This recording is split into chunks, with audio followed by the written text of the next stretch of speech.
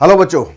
तो बच्चों आज की जो वीडियो है उसमें हम करने वाले हैं प्रोबेबिलिटी की एक्सरसाइज, जिसमें हम सेट ए के क्वेश्चन आज करने वाले हैं। इसका जो बेसिक कंसेप्ट था वो वीडियो आप लोगों के पास ऑलरेडी अवेलेबल है, तो वहाँ से आप ये सारे इसके कंसेप्ट समझ सकते हैं, याद कर सकते हैं। तो हम क्वेश्चन को स्टार्ट करते हैं। जो सबसे पहला क्वेश्चन है उसमें कहता है initially probability was a branch of. Starting में जो प्रोबेबिलिटी किसकी ब्रांच थी, प्रोबेबिलिटी को हम यूज़ करते थे ओनली मैथमेटिक्स में, ठीक है। उसके बाद फिर इसका यूजेज जो हमने देखा कि और जगह भी होता गया, लेकिन इनिशियली मैथमेटिक्स में हम यूज़ करते थे। Two broad division of probability, probability के दो ब्रॉड डिवीजन क्या है, एक होता है सब्जेक्टिव प्रोबेबिलिटी और दूसरा है ऑब्जेक्टिव प्रोबेबिलिटी। सब्जेक्टिव प्रोबेबिलिटी काम आती है जहाँ पर डिसीजन मेकिंग होता है, ठीक है, और ऑब्जेक्टिव प्रोबेबिलिटी जो आप मैथमेटिक्स में निकालते हैं।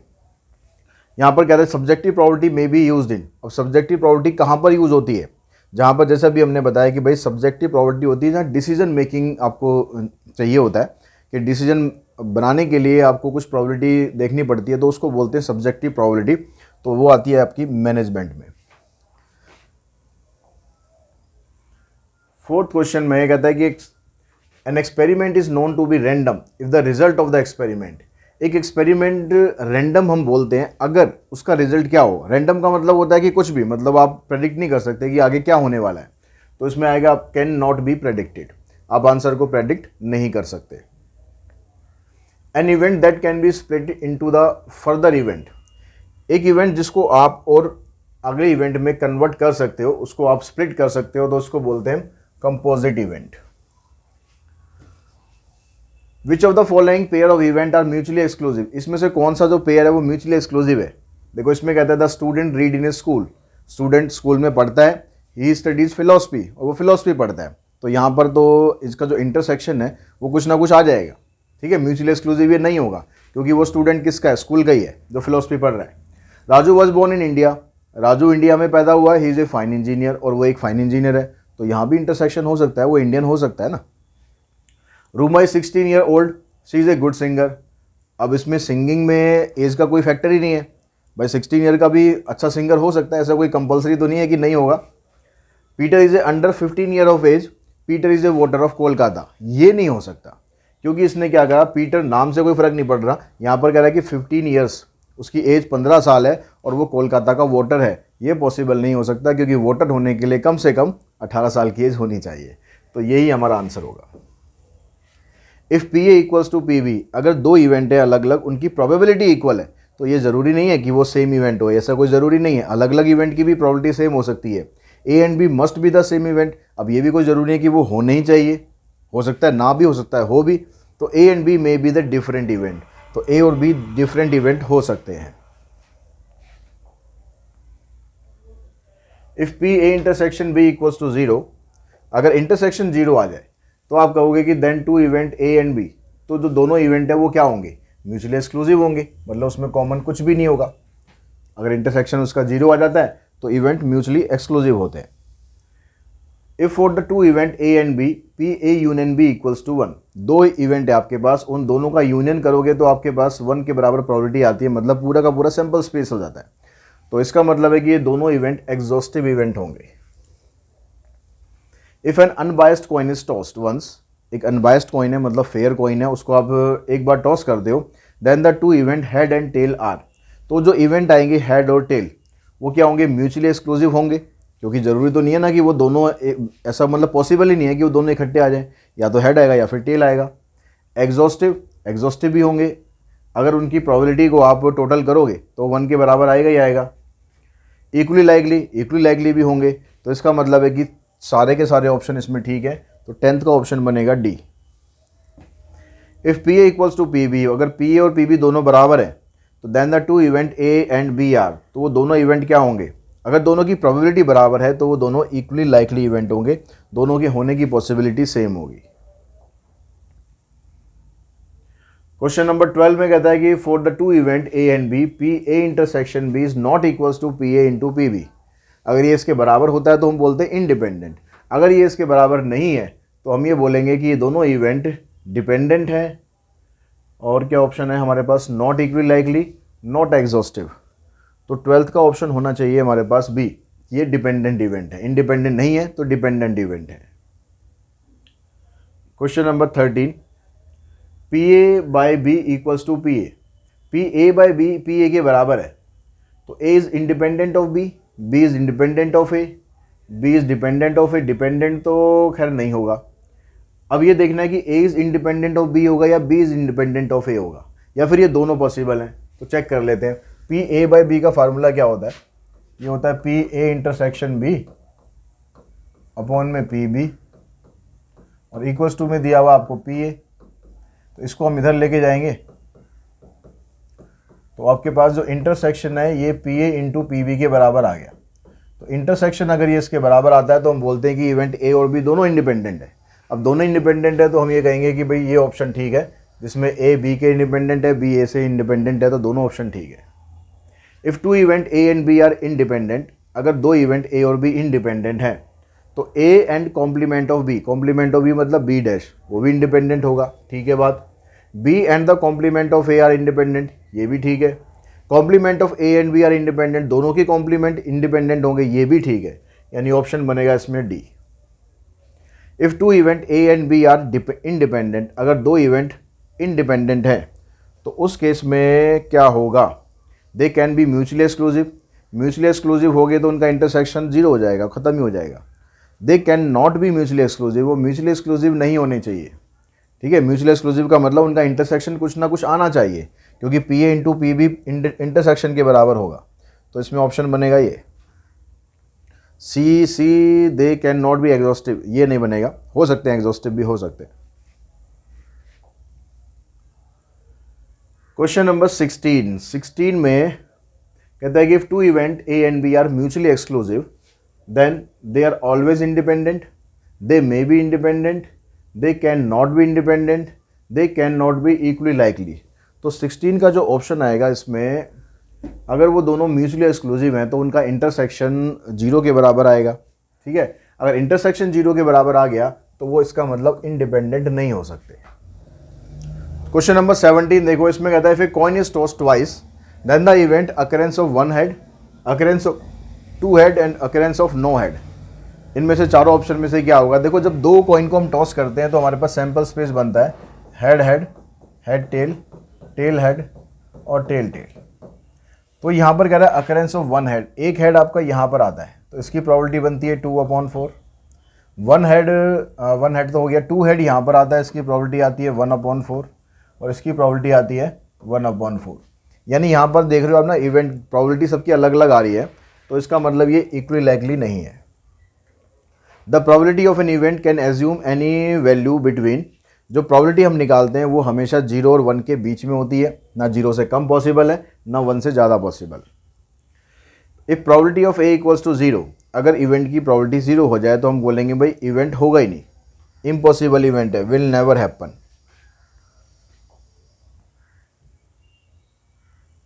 Question number 20, P A equals to 1 है, पी ए इक्वल्स टू 1 का मतलब है कि इवेंट होना ही होना, पक्का कंफर्म है, तो इवेंट बन गया यहाँ पर sure event. If P ratio Q R the odds in favour, odds in favour बोल रहा है तो ये पी जो हो जाएगा ये फेवर का होगा और क्यू हो गया अगेंस्ट। तो आपसे पूछ रहा है यहाँ पर प्रोबेबिलिटी ऑफ दैट इवेंट, तो इवेंट के होने की प्रोबेबिलिटी क्या होगी, यानी फेवर दिया हुआ है ना यहाँ पर, तो फेवर की प्रोबेबिलिटी क्या होगी? तो फेवर आपके पास है पी, टोटल आएगा पी प्लस क्यू, यानी ऑप्शन बनेगा पी अपॉन में पी प्लस क्यू, ऑप्शन आ गया इसका B. If P A equals to 5/9 then odds against the event A, अब यहाँ अगेंस्ट में पूछ रहा है, यहाँ पर पी के होने की प्रोबेबिलिटी दे रखी है, होने की प्रोबेबिलिटी ये हो गया, मतलब अगर मैं इसको रेशो में करूँ कि ऑड्स और फेवर और ऑड्स, फेवर और अगेंस्ट, तो फेवर और अगेंस्ट अगर मैं इसकी रेशो लिखूँ यहाँ पर, तो फेवर में कह रहा है कि 5 है तो अगेंस्ट में 4 होंगे क्योंकि टोटल 9 दे रखा है। अब आपसे पूछ रहा है कि ये then the odds against the event, against the event पूछ रहा है तो इसका मतलब इसको उल्टा करना है, अगेंस्ट पहले लिखना है, यानी 4/5, तो 22 का ऑप्शन बनेगा सी।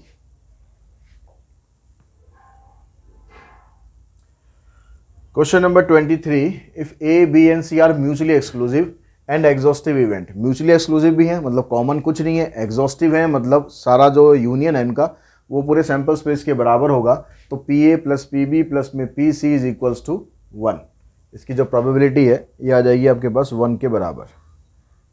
If A denote that a student read in a school and B denote that he plays cricket. अब ए कह रहा है कि वो स्टूडेंट है जो स्कूल में पढ़ता है और बी कह रहा है कि वो क्रिकेट खेलता है। तो यहाँ पर दोनों में कॉमन कुछ भी नहीं आ रहा, इनका जो इंटरसेक्शन है ना वो 0 आएगा, दोनों में कुछ कॉमन ही नहीं है। P B by A is defined only, P B by A कब डिफाइंड होगा? जब बी बाई ए का मतलब हो गया कि जब आप इसका फार्मूला लिखोगे तो फार्मूला इसका क्या बनता है, probability of A intersection B divided by P B. तो ये बी भी डिनोमिनेटर में आ रहा है तो ये 0 के बराबर नहीं होना चाहिए, मतलब ये इम्पॉसिबल इवेंट नहीं होना चाहिए। तो अच्छा सॉरी, नीचे ए लिखा हुआ है तो नीचे ए लिखेंगे, ऊपर तो इंटरसेक्शन ही रहेगा। तो ए जो है वो इम्पॉसिबल इवेंट नहीं होना चाहिए, A is not an impossible event.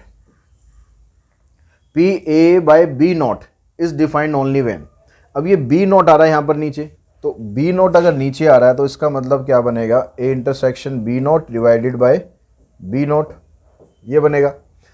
अब यहाँ पर ये नीचे आ रहा है बी नॉट, नीचे बी नॉट आ रहा है तो बी नॉट जो है ना होना चाहिए वो इम्पॉसिबल नहीं होना चाहिए। अब बी नॉट इम्पॉसिबल नहीं होना चाहिए मतलब ये हो गया कि जो बी है वो श्योर नहीं होना चाहिए, तो B is not a sure event. तो 26 का ऑप्शन बनेगा ए।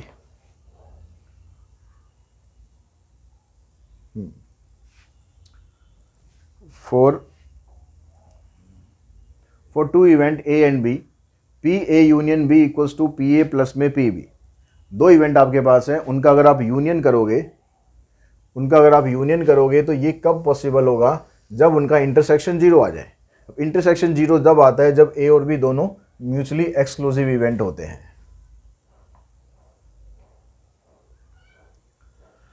Addition theorem of probability state that's, addition theorem क्या कहती है कि अगर आप यूनियन करते हो दो इवेंट का तो P A plus P B minus P intersection A B, ये आपके पास इसके बराबर आता है। For any two event A and B, अगर आप पी ए और पी बी का प्रोबेबिलिटी निकाल कर उसका आप सम करोगे तो सम करने पर हमेशा वो इंटरसेक्शन की या तो बड़ी आएगी या उसके बराबर आएगी, छोटी कभी भी नहीं आ सकती। क्वेश्चन नंबर 30, यहाँ कहता है for any two event A and B P A minus B, P A minus B का फार्मूला होता है ये, पी ए माइनस बी का मतलब आपको ए के इवेंट लेने और जो कॉमन इवेंट है वो हटा देना है, तो ए के इवेंट लेने कॉमन इवेंट को आपको हटा देना है। The limitation of classical definition of probability, अब जो क्लासिकल डेफिनेशन होती है उसकी लिमिटेशन क्या होती है, it is applicable when the total number of elementary event is finite, ये ठीक है तभी पॉसिबल हो सकता है जब एलिमेंट्री इवेंट फाइनाइट हो। It is applicable if the elementary event are equally likely event होनी चाहिए तभी ये पॉसिबल होता है। It is applicable if the elementary event are mutually independent, ये कोई कंडीशन जरूरी नहीं है, तो इसकी जो आंसर आएगा वो आ जाएगा A and B. According to the statistical definition of probability, the probability of an event, probability of event क्या होती है, limiting value of the ratio of the number of times the event A occurs to the number of time the experiment is repeated, यही हमारे पास answer होगा इसका। The theorem of compound probability, जो compound probability होती है उसके according जब आप इंटरसेक्शन निकालते हो तो इंटरसेक्शन का मतलब हो गया कि आपने पहले इवेंट ए निकाला, ए निकालने के बाद जब आप बी निकाल रहे हो तो ए ऑलरेडी हो चुका है, यानी इसको डिनोट करते हैं पी बी बाई ए से, तो फार्मूला बनेगा इसका ये। If A and B are mutually exclusive का मतलब हो गया इंटरसेक्शन 0 हो गया, तो इंटरसेक्शन अगर 0 हो गया तो पी ए की जो वैल्यू होती है ये पी ए माइनस बी के बराबर ही होती है, तो 34 का ऑप्शन बन जाएगा आपका ए।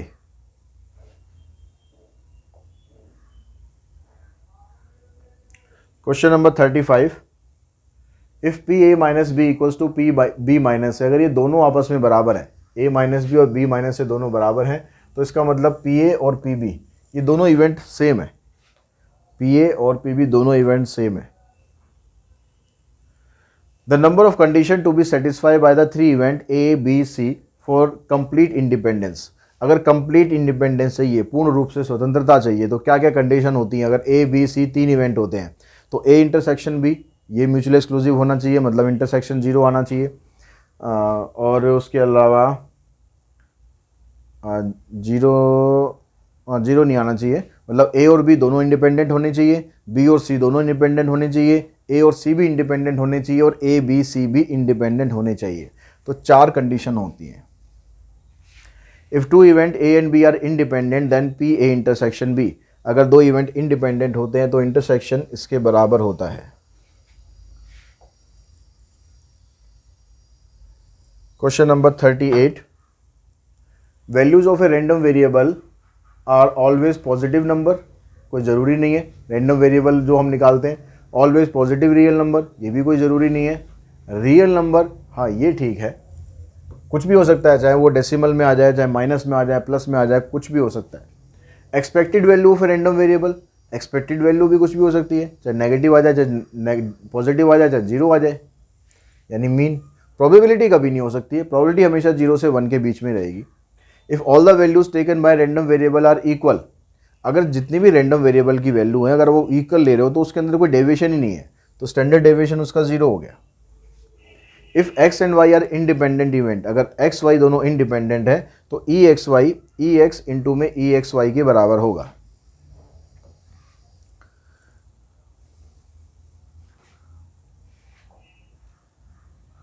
क्वेश्चन नंबर 42 में कहता है कि अगर आपके पास कोई रैंडम वेरिएबल है जिसमें वैल्यू है x1, x2, x3, x4 with corresponding, ये इनकी प्रोबेबिलिटी होगी। Then the expected value, expected value होती है जब हम x को उसकी प्रोबेबिलिटी से मल्टीप्लाई करके सम कर देते हैं, यानी p1 और x1, p2 x2, p3 x3 और p4 x4 को प्लस मल्टीप्लाई करके हम सम करें, तो ये हमें दिया हुआ है यहाँ पर p1 x1, p2 x2, p3 x3, p4 x4। F x the probability mass function of a random variable x, जो प्रोबेबिलिटी मास फंक्शन होता है वो उसके अंदर ये कंडीशन होती है कि जो एफ एक्स है वो ग्रेटर देन इक्वल्स टू 0 होना चाहिए, और जो उसका आप सम करते हो पूरे एरिया का उसका वो 1 के बराबर होना चाहिए। The variance of a random variable is given by, तो वेरिएंस जो का जो फार्मूला होता है, वेरिएंस का फार्मूला ये भी होता है एक्स माइनस म्यू का, ये स्क्वायर है यहाँ पर, ठीक है। अगर इस म्यू की जगह पर आप ई एक्स लिख दोगे, वो एक्सपेक्टेड वैल्यू ही होती है, म्यू भी एक्सपेक्टेड वैल्यू होती है, तो ये दोनों ऑप्शन ठीक है, ए और बी। 45 में कहता है the two random variable x and y are related by this, then the standard deviation of y is given by. तो स्टैंडर्ड डेविएशन होता है, रिलेशन आपको ये दे रखा है, स्टैंडर्ड डेविएशन ऑफ आपको निकालना y, तो स्टैंडर्ड डेविएशन ऑफ y आप निकालोगे, स्टैंडर्ड डेविएशन फॉर y, तो यहाँ पर एब्सोल्यूट वैल्यू होगी x के वेरिएबल की, यानी एब्सोल्यूट वैल्यू ऑफ -3 इंटू में स्टैंडर्ड डेविएशन ऑफ x, तो एब्सोल्यूट वैल्यू आएगी -3 की, यानी +3 बन जाएगा, यानी ये आ जाएगा answer. Probability of getting a head when two unbiased coin are tossed simultaneously is, अगर दो आप कॉइन टॉस करते हो तो दो कॉइन टॉस करने पर आपके पास सैंपल स्पेस ये बनता है, head head, head tail, tail head and tail tail. तो ये कहता है कि अगर आप अनबायस्ड कॉइन को टॉस करते हो तो probability of getting a head, एक हेड यहाँ पर 2 बार आ रहा है, यहाँ भी आ रहा है, यहाँ भी आ रहा है, तो प्रोबेबिलिटी बनेगी इसकी 2/4 यानी 1/2, 1/2 को हम लिख सकते हैं 0.5, यानी ऑप्शन बनेगा इसमें B. If an unbiased coin is tossed twice the probability of obtaining at least 1 tail, at least 1 tail का मतलब है कि कम से कम एक टेल जरूर हो, एक टेल, 2 टेल, 3 टेल, सॉरी एक टेल वाले 2 केस है यहाँ पर, और 2 टेल वाले मतलब एक तो ये आ जाएगा, एक ये आ जाएगा और एक ये आ जाएगा, तो ये बनेगा 3/4, तो 0.75 डेसिमल में अगर दिया है तो ये आ गया 0.75।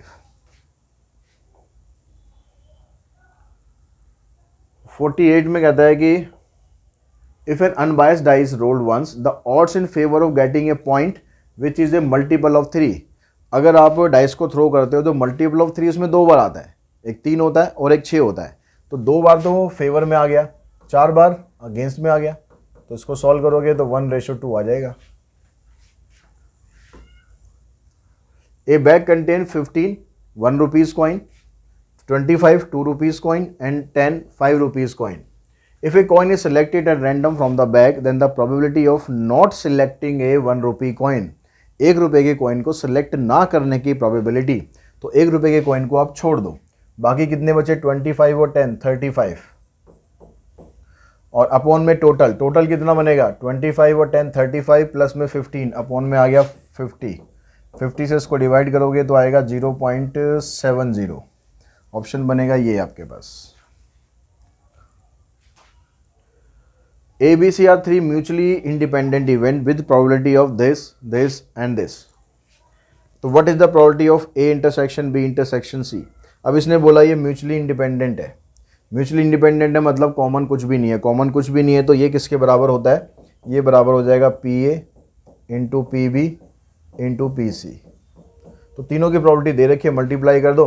3 2 6, 6 4 24 और 24 आ रहा है तो ये ऑप्शन नहीं आएगा, ये वाला आएगा क्योंकि डेसिमल 3 प्लेस के बाद होना चाहिए। Question number 51, if two letters are taken at random from the word home, इसमें से हमें 2 लेटर्स लेने हैं। अब यहाँ पर एक चीज़ नहीं ले रहे हो आप, 2 चीज़ इकट्ठी ले रहे हो, तो 2 चीज़ ले रहे हो तो आप कॉम्बिनेशन यूज़ करना। तो what is the probability that none of the letter would be a vowel, उसमें से कोई भी लेटर वोवल नहीं होना चाहिए। तो जो आप यहाँ पर वोवल ले रहे हो, आपके पास वोवल हैं कितने? वोवल यहाँ पर एक तो ओ है और एक ई है, तो इन दोनों में से कोई एक लेटर आप लोगे, ठीक है। इन दोनों में से आपने कोई एक लेटर लिया, डिवाइडेड बाय आ गया आपके पास। टोटल आपके पास 4 लेटर है, 4 में से आपको 2 लेटर पिक करने हैं। ऊपर भी 2C2 आएगा, तो 2C2 1 हो जाएगा और 4C2 सॉल्व करोगे तो 4 3 12 यानी 6 आ जाएगा, यानी ऑप्शन बनेगा आपका 1/6। If a card is drawn at random from a pack of 52 card, what is the chance of getting a spade और एन एस? स्पेड के कार्ड होते हैं 13, एस के कार्ड वैसे तो 4 होते हैं, लेकिन एक स्पेड का कार्ड इसमें आ गया तो 3 कार्ड इसके और आगे, तो 13 + 3 16। तो आंसर बनेगा हमारा 16/52। 4 से काट देंगे 4/13, तो ऑप्शन बनेगा 52 का ए।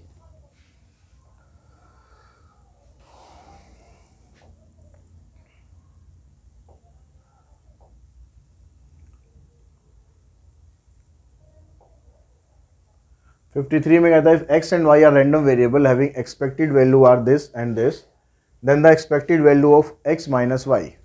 एक्सपेक्टेड वैल्यू मतलब EX माइनस वाई आपसे पूछ रहा है, तो इसका फार्मूला होता है EX माइनस EY। तो दोनों की एक्सपेक्टेड वैल्यू आपको दे रखी है 4.5 माइनस 2.5, आंसर आ जाएगा 2। If variance of a random variable x is 23, then what is the variance of this? इसका आपको वेरिएंस बताना है। ये हम मान लेते हैं फंक्शन है y, तो y का जो वेरिएंस होगा, वेरिएंस ऑफ y, तो स्टैंडर्ड डेविएशन क्या होता है? उसकी एब्सोल्यूट वैल्यू होता है। वेरिएंस में क्या होता है? उसका स्क्वायर कर देंगे। जो भी यहाँ पर x का कोफिशिएंट है उसका कर देंगे आप स्क्वायर, उसकी एब्सोल्यूट वैल्यू इनटू में वेरिएंस ऑफ x, तो ये आ जाएगा 4 और x का वेरिएंस दे रखा है 23, इसको मल्टीप्लाई कर देंगे, आ जाएगा 92। What is the probability of having at least 1/6 from 3 throw of a perfect die? अगर आप एक डाई को फेंकते हो तो कम से कम 1/6 आने की जो प्रोबेबिलिटी है, 3 बार आप फेंक रहे हो, 3 बार डाइस को फेंक रहे हो तो ये बाइनोमियल डिस्ट्रीब्यूशन का केस बन रहा है। 3 बार हम डाइस फेंक रहे हैं तो n तो हो गया 3, और उसमें आपको चाहिए क्या? हैविंग एट लीस्ट 1/6, 6 चाहिए आपको, डाइस फेंकने पर 6 चाहिए, यानी प्रोबेबिलिटी ऑफ सक्सेस होगी 1/6 और प्रोबेबिलिटी ऑफ फेलियर आ गई 5/6। अब ये कह रहा है कि एटलीस्ट 1, कम से कम एक बार जरूर हो। कम से कम एक बार जरूर होने का मतलब है कि प्रोबेबिलिटी आपको फाइंड करनी है x = 1, 2 और 3। आप ये तीनों ना निकाल कर आप इसको ऐसे लिख सकते हो, टोटल प्रोबेबिलिटी में से जो इवेंट रह गया 0 वाला उसको माइनस कर दो। तो इसको आप सॉल्व करोगे तो आ जाएगा 1 माइनस x = 0 का मतलब 3 बार आपने थ्रो करा, उसमें से r की वैल्यू 0 आ गई, और जो प्रोबेबिलिटी ऑफ सक्सेस है यानी 1/6 की पावर 0 और 5/6 की पावर 3 - 0 यानी 3। ये 1 हो जाएगा, ये 1 हो जाएगा, ये बचेगा आपके पास 1 - 5/6 की पावर 3। तो आपका ऑप्शन बनेगा इसमें डी।